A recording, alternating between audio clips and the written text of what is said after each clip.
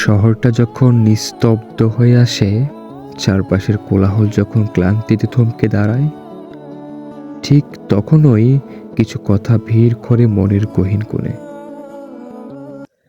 যে কথাগুলো কাউকে বলা হয় না, যে কথাগুলো কেবল নিজের সাথেই রয়ে যায়।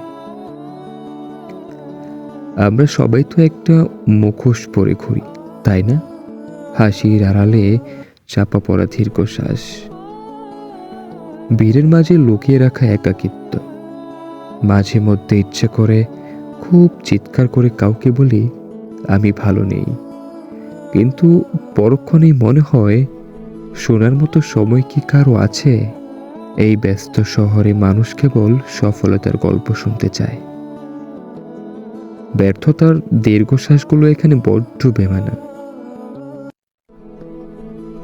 তবুও দিন শেষে আয়নার সামনে দাঁড়িয়ে নিজের চোখের দিকে তাকালে বুকটা হাহাকার করে ওঠে।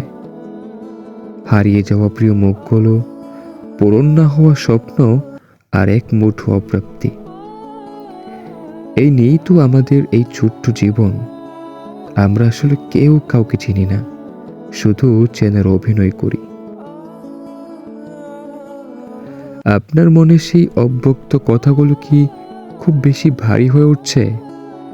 তবে আজ না হয় কিছু কথা এই নিবৃত স্বরেই তোলা থাক।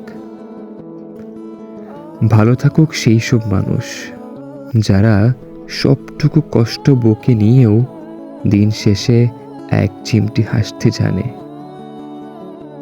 নিবৃত স্বরের মায়াজালে আজ এই পর্যন্তই। সাথে থাকার জন্য ধন্যবাদ।